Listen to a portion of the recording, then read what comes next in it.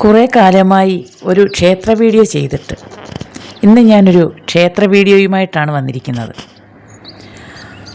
അച്ചൻകോവിലാറിൻ്റെ വിശ്വാസ തീരത്തേക്കാണ് ഇന്ന് നമ്മുടെ യാത്ര. 24 മണിക്കൂറും പ്രാർത്ഥനയുടെ വാതിലുകൾ തുറന്നിരിക്കുന്ന കാനന ക്ഷേത്രം, വാനരയൂട്ടും മീനൂട്ടുമുള്ള ക്ഷേത്രം, ദിവസവും പൊങ്കാലയും അന്നദാനവുമുള്ള ക്ഷേത്രം, അച്ചൻകോവിൽ കോന്നി കാനനപാതയിൽ അച്ചൻകോവിലാറിൻ്റെ തീരത്തുള്ള ക്ഷേത്രം. ഇന്ന് നമ്മൾ എത്തുന്നത് കോന്നി ഊരാളി അപ്പൂപ്പൻ കാവിലേക്കാണ്.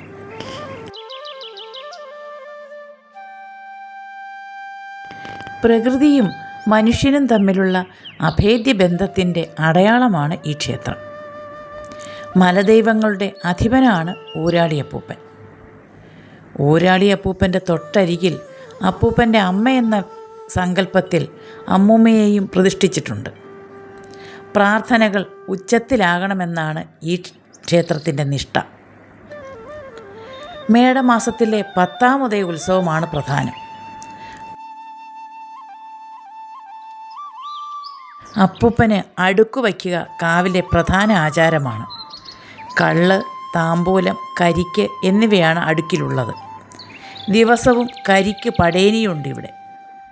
999 മലകൾക്ക് കാവലാളായതുകൊണ്ട് 999 കരിക്ക് വരെ പടേനിക്ക് ഉപയോഗിക്കുന്നു.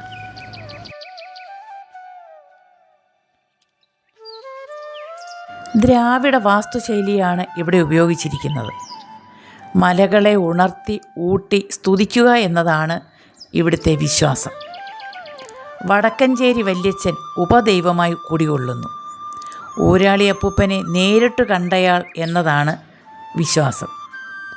കൗളഗണപതി, കുട്ടിച്ചാത്തൻ, ഹരിനാരായണ തമ്പുരാൻ എന്നിവയാണ് മറ്റുപദൈവങ്ങൾ.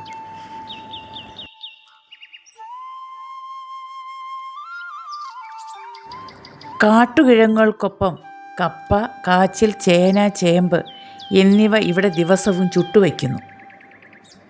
ഉമിയോടുകൂടിയ നെല്ല്, മുളയരി ചേർത്തുണ്ടാക്കുന്ന വറപൊടി പ്രസാദം ഔഷധ ഗുണമുള്ളതാണ്.